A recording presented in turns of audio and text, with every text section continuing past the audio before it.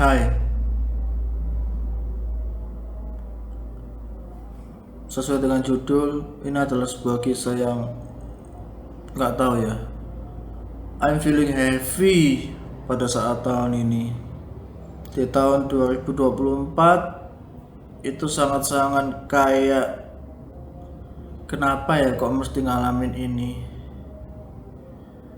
Ya, bagaimana dengan kalian semuanya? Semoga kalian aman-aman saja, bahagia-bahagia saja ya di tahun ini. Tapi jika banyak yang mengalami masalah, ya semoga kalian bisa menghadapi masalah itu dan masalahnya juga bisa cepat selesai. Bagi yang nggak tahu, kenalin, nama aku Leo ya. Di sini aku akan bagiin sebuah kisah yang aku nggak nyangka bisa kejadian banget. Oke, di sini mungkin lagi sedih, lagi lemes, ya udah nggak apa-apa lah ya. Oke, kita akan mulai dengan yang paling awal ya. Sebelumnya minta maaf dulu jika mungkin ada kesalahan, ada yang mungkin masih dendam atau nggak suka. Aku minta maaf ya. Apapun itu salahnya, I'm so sorry gitu. Aku bukan manusia yang sempurna. Aku juga tempatnya banyak salah. Aku minta maaf banget. Kemudian aku tidak menyimpan dendam apapun yang mungkin membuat aku kecewa siapapun atau membuat aku sakit hati. It's okay, gak apa-apa. Kita semua sama-sama manusia, kita semua saling memaafkan. Ya udahlah ya, kita langsung masuk aja. Kisah ini mula-mulanya itu ada pada saat awal tahun ya, dimana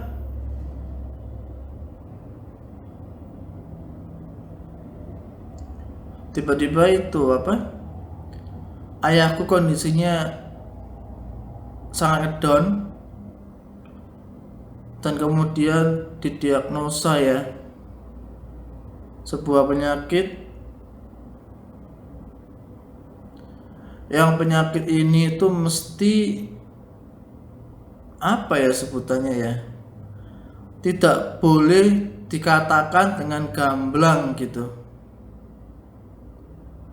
Jadi penyakitnya itu kena cancer, tapi ngomongnya itu adalah mengenai masalah pada livernya. Dan semenjak itu mulai ngedon masalah kesehatan, dan dokter pun mengatakan bahwa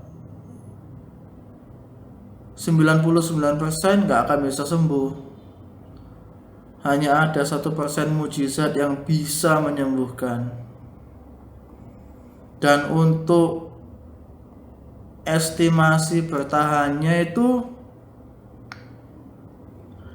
ya hidupnya paling enggak 1,5 tahun lah. Setelah itu berjalannya waktu, mulailah untuk kemo sekian puluh cycle, 12 kalau nggak salah, 12 cycle ya. Habis itu kalau nggak salah itu dihentikan di Agustus kalau nggak salah, selesai. Ya udah gitu.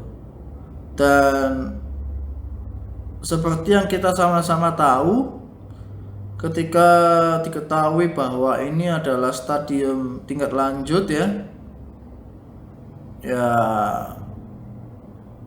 kemo itu biasanya nggak menyembuhkan. Kemo itu kayak meminimalkan gejala supaya masih ada peluang hidup gitu aja sih. Itu kalau sepenangkapanku ya. Yang intinya ya semua itu beda banget. Jadi yang pasti beda dalam skala waktu, beda dalam kebiasaan dalam family, beda dalam keuangan juga pastinya. Soalnya insurance pun nggak bisa untuk menampung gitu. Dia hanya sekian cycle doang, habis itu batas dan tidak bisa untuk menampung, dan ya kita mesti spend dengan uang kita gitu. Dan ketika itu juga sudah mencoba untuk, ya katanya ada kemungkinan bisa pakai BPJS, tetapi itu tidak membantu. Di salah satu rumah sakit, aku nggak sebut, udah perlakuannya kacau sekali. Habis itu ya itu dokter jaganya itu kayak menyebalkan, butuh ini butuh itu, padahal jelas-jelas itu pemindahan pasien kemo ke dokter A, udah jelas data-datanya, semua check upnya ada, dan itu dipindah untuk melakukan kemo ke tempat B ini. Tetapi ya dia buat masalah banget lah. Jadi di sini aku nggak maksud untuk ngejudge, mungkin I'm feeling unlucky ya. Mungkin bukan hokinya aja. Banyak yang bilang BPJS itu bagus, penanganannya bagus, tapi kenyataan yang kita alami tidak seperti itu, mohon maaf. Dan ya sudah, ketimbang menunggu setengah mati di kondisi yang tidak layak juga untuk menunggu, lama banget juga, istilahnya ketimbang mati di sana lama-lama, ya mending pulang, mending kita lanjut dengan uang yang kita punya untuk sisa cycle-nya. Itu mengenai sakit itu. Kemudian setengah minggu lalu, jadi ini video diambil di belasan bulan 12 tahun 2024, dimana waktu itu lagi pengen ke tempat makan pagi-pagi, beli makanan. Kemudian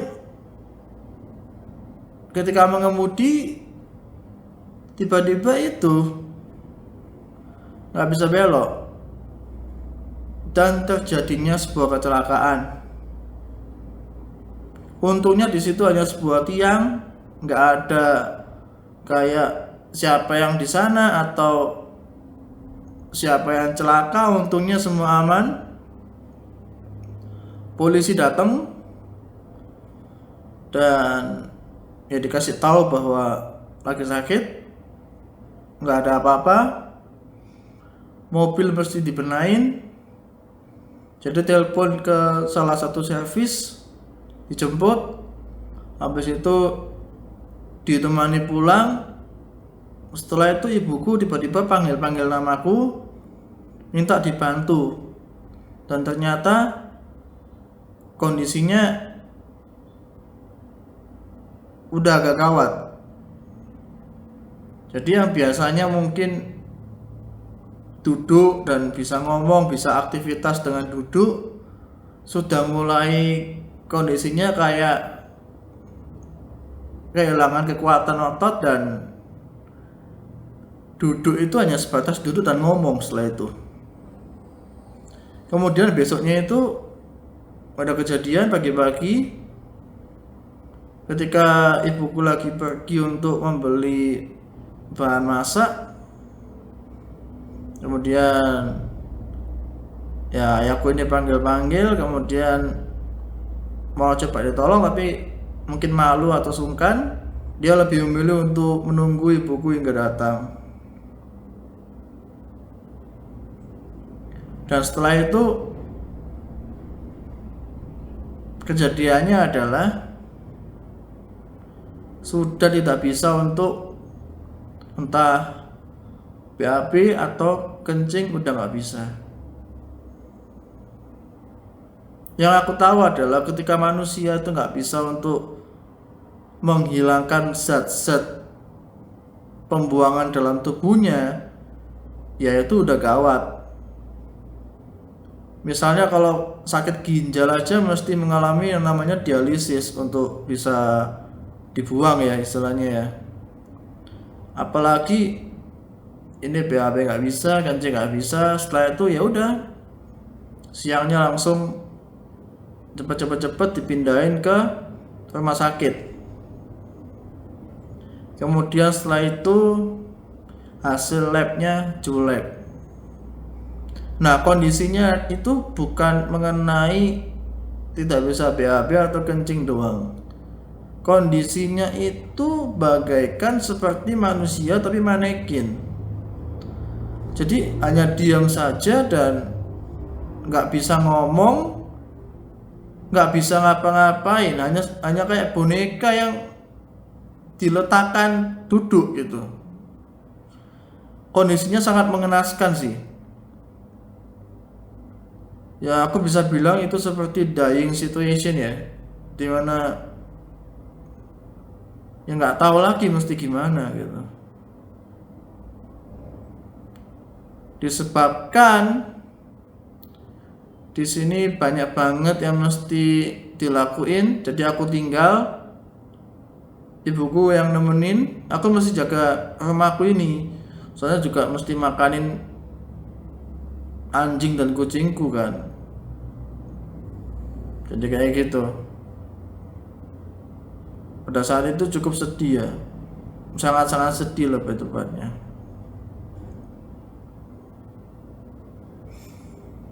Itu masih satu hal. Hal lain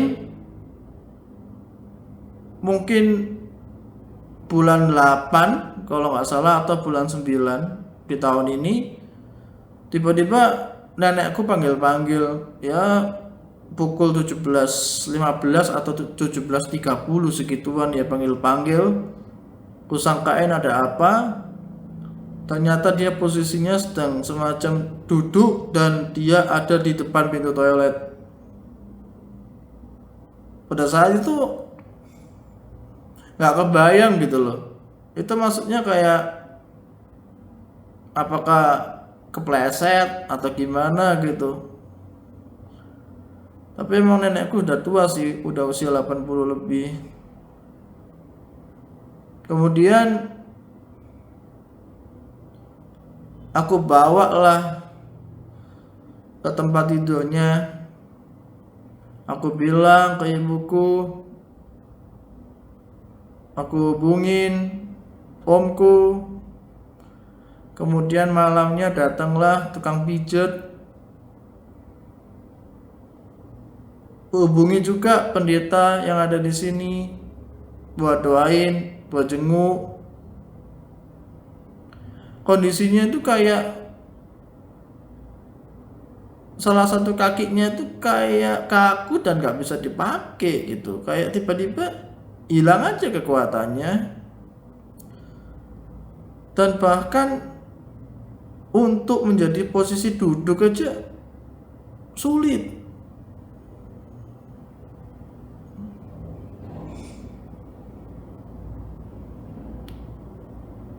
Padahal kalau bisa duduk mungkin bisa lebih enak ya, lebih bisa makan, lebih bisa apa. Ini kondisi duduk aja sangat sulit.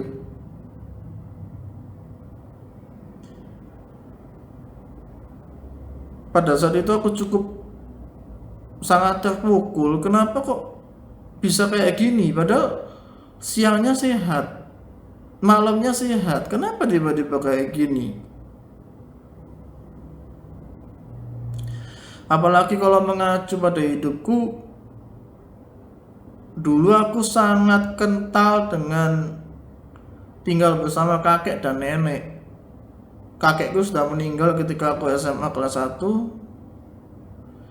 Meninggalnya ya tiba-tiba nggak ada, kemudian kayak pingsan gitu, kemudian ya pembuluhnya pecah satu-satu gitu, habis itu meninggal. Nenekku masih ada, cuman kondisinya betul-betul kayak udah nggak bisa ngapa-ngapain.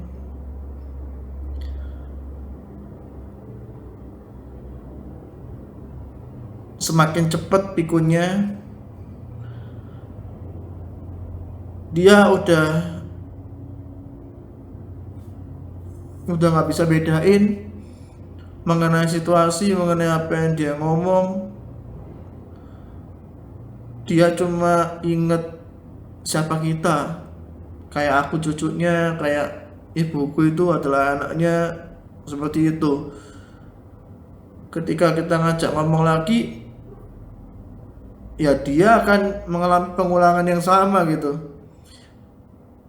Kayak semua itu akan diulang-ulang. Aku sedih melihat hal itu. Nenekku bilang, kenapa kamu nangis? Aku bilang gak apa-apa.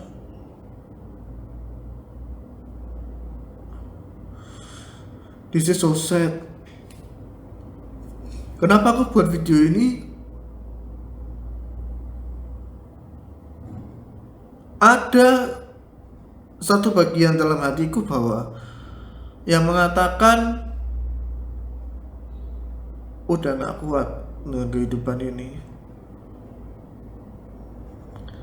Sosok-sosok yang ku cintai, ku sayangi mengalami hal-hal yang enggak, dan aku sedih.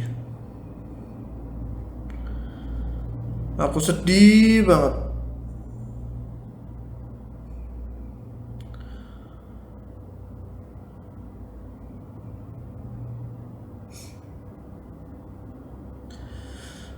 Kemudian ya masih nggak ada solusi, gimana ya?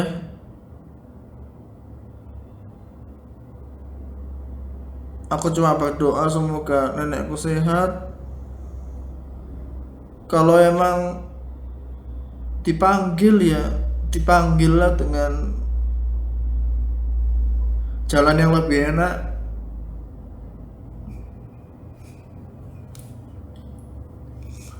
Jangan sulit dipanggilnya, jangan menyiksa.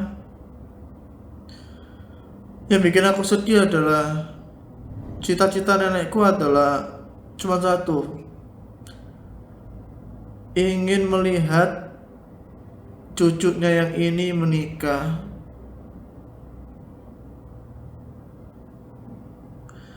Aku hanya mengiyakan, iya, iya. Tapi dalam hati kecil aku tahu itu nggak mungkin. Buat duduk aja nggak bisa. Dia aja udah lupa mengenai ini itu. Aku juga belum menemukan sosok yang tepat. Soalnya menikah itu bagiku nggak boleh salah pilih sih. Aku nggak pengen adanya perpisahan, jadi lebih baik aku menikah telat, lama, tapi tepat, ketimbang cepat-cepat nikah hanya untuk balapan, membuktikan siapa yang lebih hebat, punya anak. Nggak penting kayak gitu.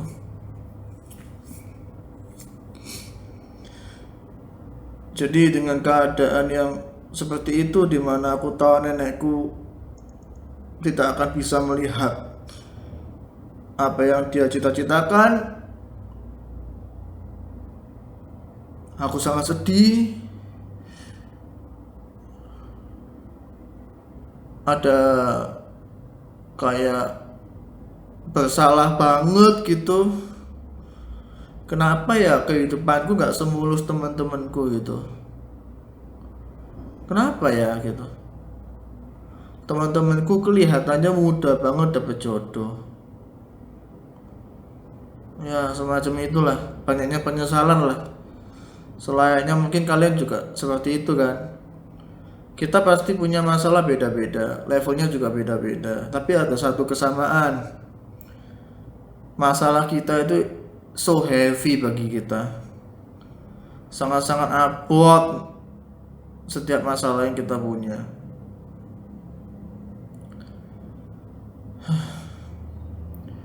Dan kondisinya sampai bulan 12 ini nenekku masih begitu-begitu saja. Dan ya kalau kencing mesti pakai pampers yang buat lansia. Kalau BAB ya di kain perlak lalu dibuang atau dicuci. Dan tubuhnya udah mulai menyusut, tangannya mengecil, kakinya apalagi.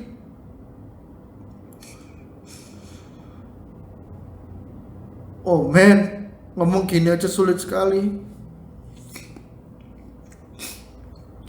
Sangat sulit ngomong kayak gini. Gak kuat banget. Mungkin banyak banget yang melihat bahwa aku adalah sosok yang mungkin sombong, sosok yang kuat gitu. Padahal yang kenal aku ya aku itu asalnya melankolis banget. Ya kalau emang ada temen yang nggak kenal, ya dia belum mengenal dengan lebih dalam gitu aja sih. Atau dia nggak begitu dekat. Aku itu melankolis banget. Istilahnya kalau ada film sedih aja aku bisa ikut untuk sedih dan juga nangis sampai segitunya. Dan aku menganggap itu adalah sebuah kelebihan. Kenapa? Ya dengan begini aku bisa untuk berbagi feeling dengan sekelilingku. Yang lagi sedih aku juga ikut sedih buat dia. Kita membagi feelingnya dia. Ketika ada yang happy juga aku ikut happy, ikut dalam kehappyan dia. Tidak melulu mengenai kenapa sih kok dia untung aku kok enggak gitu. Enggak gitu sih. Ketika ada temen yang untung ya aku ikut seneng sih. Tanpa minta imbalan apapun ya, kayak kalau aku ikut seneng nanti dia kasih aku sesuatu, enggak juga. Dan dalam segi family aku juga tidak di family yang atas, kelas atas, enggak. Familyku itu sederhana, cuman mungkin ketika kalian bisa melihat aku bisa beli ini itu ya aku memiliki sebuah sistem yang cukup ulet ya sifatnya. Dimana kalau aku pengen sesuatu aku bakal bisa nabung untuk membeli hal itu gitu. Jadi kayak ya tipe-tipe yang bisa fokus lah untuk satu hal. Jadi itu sih, itu adalah yang aku alami juga di tahun ini mengenai nenekku yang kondisinya udah tua, udah pikun, udah nggak bisa jalan, dan bahkan dia ngomong mending aku mati aja gitu. Kita sebagai cucu dan anak cukup sedih ya melihat nenek apalagi yang kayak mending aku mati ya gitu. Oh my god, hidup dan mati itu kan masalahnya Tuhan ya. Tapi melihat nenekku kayak gitu ya dia mungkin lebih suka mati aja ketimbang hidup tapi seperti itu. Dan masalah ketiga atau selanjutnya, dimana aku memiliki anjing yang dia itu sudah kita kawinkan sangat sulit. Tahun ketiga dia kawin dan punya anak, anaknya 4. Pada saat itu aku adalah pemilik anjing yang tidak tahu mesti ngapain dan mesti bagaimana ketika ada anak anjing yang kecil. Ya pokoknya aku lakuin yang terbaik lah, searching sana sini, tanya sana sini, beli ini itu untuk bisa mensupport kelangsungan hidup anak-anaknya itu. Dan intinya sampailah pada anaknya ada 4, kulihat sehat-sehat 2 bulan ya sampai usianya ya. Dan ada insiden dimana atas ketidaktahuanku, atas aku yang cukup nggak paham, kenalah penyakit. Jadi kemungkinan kena parvo. Jadi pada saat anak anjing ini ku bawa ke parkin untuk dapetin semacam itu apa biodatanya dia atau sebutannya stambum, kan itu kan kontak dengan anjing lain, dengan tempat-tempat yang bekas anjing lain juga. Nah itu nggak tahu tiba-tiba besoknya kondisinya udah mulai kayak muntah-muntah, nggak mau makan dan lain-lain gitu. Kemudian aku ada ide untuk langsung memisahkan keempatnya. Setelah itu aku bawa ke dokter dan mesti nginep 2. Soalnya ada 2 yang kondisinya itu kayak makan nggak mau, setiap kita suapin juga nggak mau, tapi kondisinya kayak muntah-muntah mulu. Dan kemudian pada saat itu dokternya cuman bilang semoga aja bisa selamat. Ya yang intinya kalau nggak salah nginep selama 2 malam, kemudian besoknya dua-duanya meninggal. Itu kejadiannya itu aku inget banget tuh Minggu, kalau nggak salah bulannya itu bulan 9 ya kalau nggak salah ya, atau bulan 10 awal gitu pokoknya.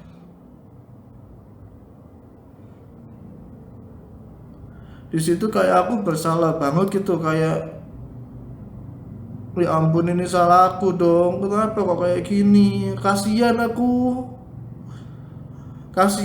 sama 2 anak itu, kasihan aku sama nyawa-nyawa yang mesti hilang.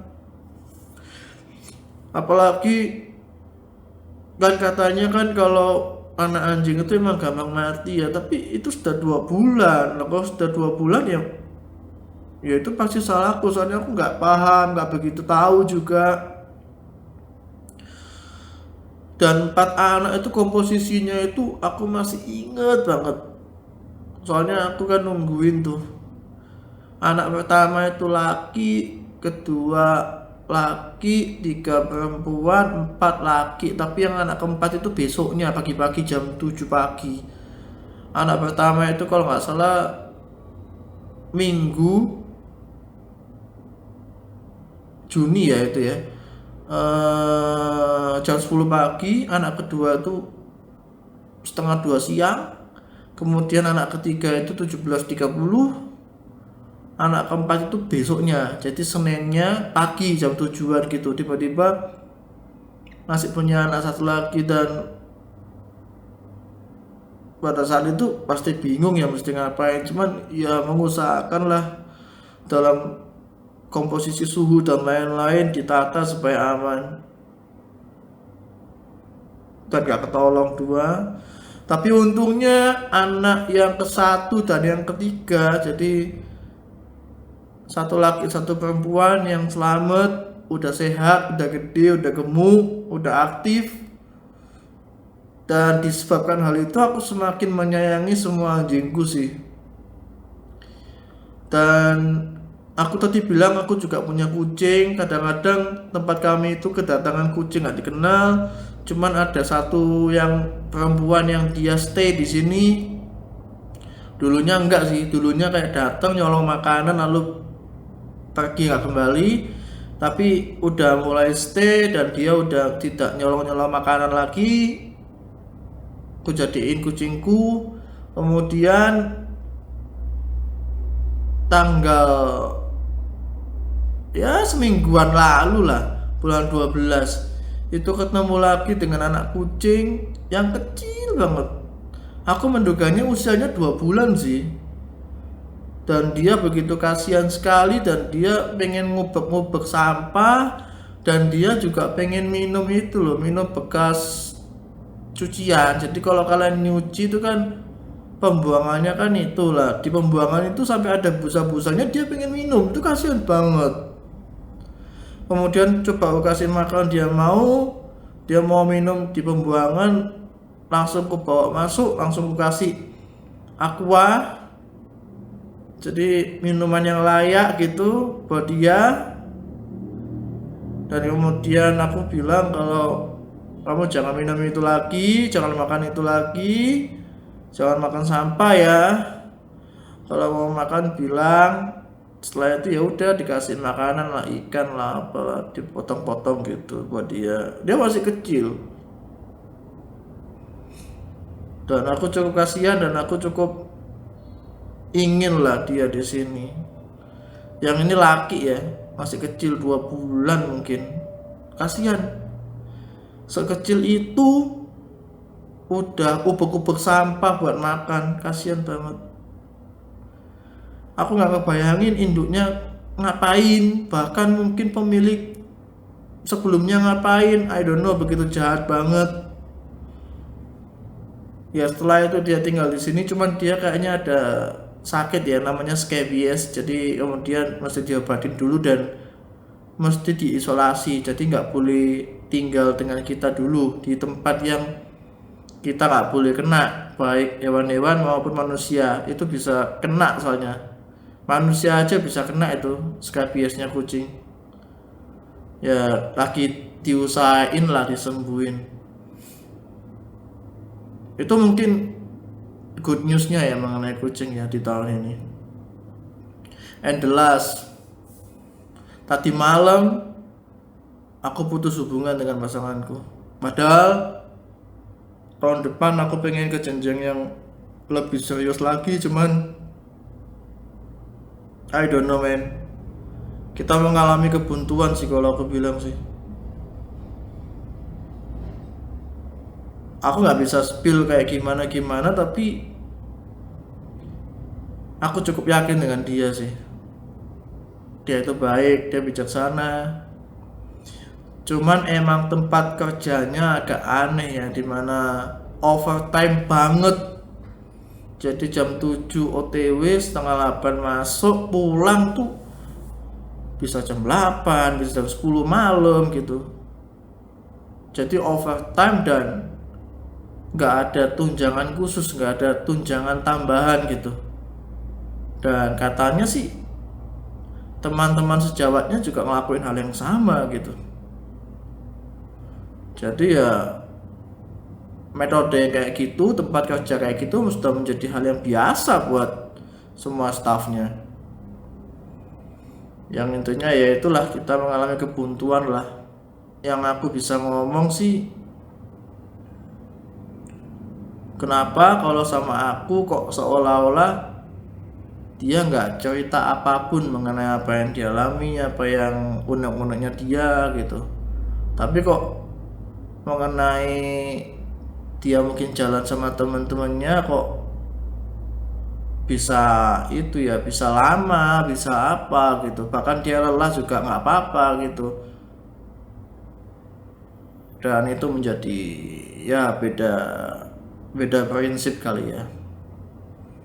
Soalnya kalau buat aku ya, kalau misalnya ada pasangan yang dia nggak bisa untuk ngomong hal-hal atau unek-unek yang dia alami ke pasangannya, dan apalagi dia lebih suka ngomong ke temennya, ya itu bakal membahayakan untuk kedepannya ya. Untuk hubungannya setelah nikah, untuk hubungannya setelah punya anak. Ya bayangin lah, ini itu menjadi bahan utama. Contoh nih, kalian sudah menikah, kemudian pasangan kalian nggak ngomong apa-apa gitu, tapi teman-temannya tahu masalahnya. Nah dia akan ngomong sana, ngomong sini, ngomong sana, ngomong sini. Biasanya ini akan menimbulkan semacam kenyamanan. Kalau sama lawan jenis dia bisa selingkuh, kalau sama sesama jenis bisa jadi pernikahan kalian diubek-ubek gitu. Kayak oh iya dia pasangan gak setia, oh iya dia kayak gini gitu. Jadi intinya ya dia juga sudah pusing. Soalnya aku juga meminta sebuah kejelasan, kemudian ya dia pusing, dia capek, dan dia meminta untuk menyelesaikan hubungan itu. Padahal hubungan kita ya setahun lebih lah, 3 bulan lagi itu mencapai 2 tahun hubungan kita. Cuman it's okay, dia punya keputusannya. Aku mesti bisa mengaccept keputusan itu meskipun sedih. Oh yes, aku menangis, yes, pastinya mendadak sekali ya. Malam-malam jam 11 telepon, jam 12 selesai hubungannya. Kemudian aku doa, aku bingung gimana.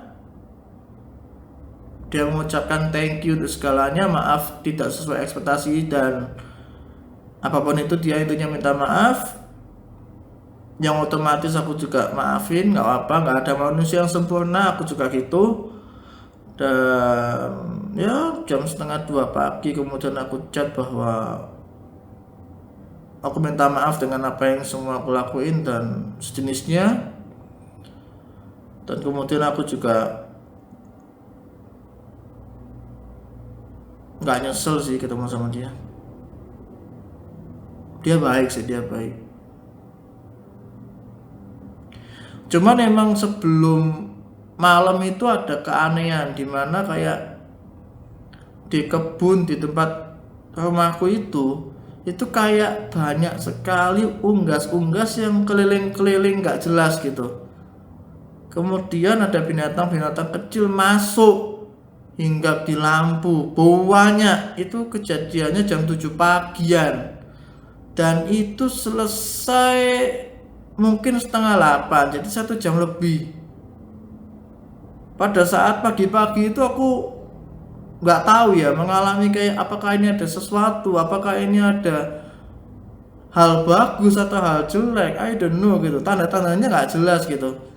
Tapi itu tanda-tanda nggak manusiawi, soalnya nggak pernah kejadian gitu ya. Dan aku sempat doa bahwa semua akan baik-baik saja, tetapi ternyata malamnya itu adalah tanda untuk tidak baik ya. Jadi hubunganku kandas. Ya begitulah. Semoga dia bisa menemukan pasangan yang sesuai, yang baik untuk dia, menjadi family yang baik juga.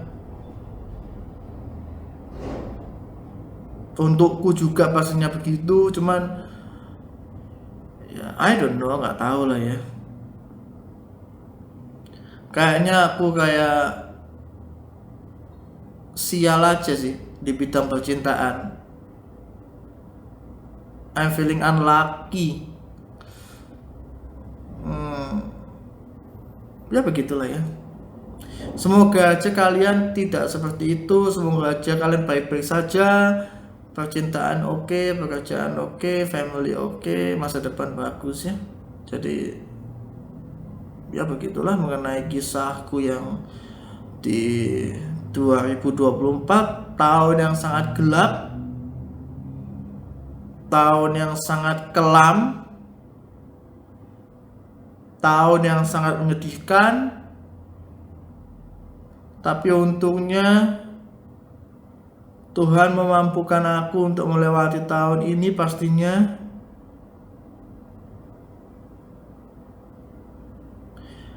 Dan untuk kalian yang memiliki masalah yang jauh dibandingkan yang ku alami, semoga aja kalian lebih kuat. Masalahnya akan usai kok. Tinggal bagaimana kalian menanggapi untuk menyelesaikan masalah itu. Jadi cukup kali ya mengenai kisah sedih ini. Makasih banget sekali lagi yang sudah nonton. Dan ya ini adalah sisi sesungguhnya Leo yang kalian tidak begitu kenal ya. Dan jangan terpaku pada media sosial. Kebanyakan media sosial tuh fake ya. Cuman aku ya gimana ya, aku emang tipe yang agak cuek, kayak cool gitu, tapi jauh dalam kecuekan itu menyimpan sebuah sisi yang buatku agak lemah, tapi mungkin adalah sebuah kelebihan yang tidak semua manusia itu punya sih. Udah kali ya, thank you sekali lagi, bye bye. I just wanna be with you. I just wanna be with you.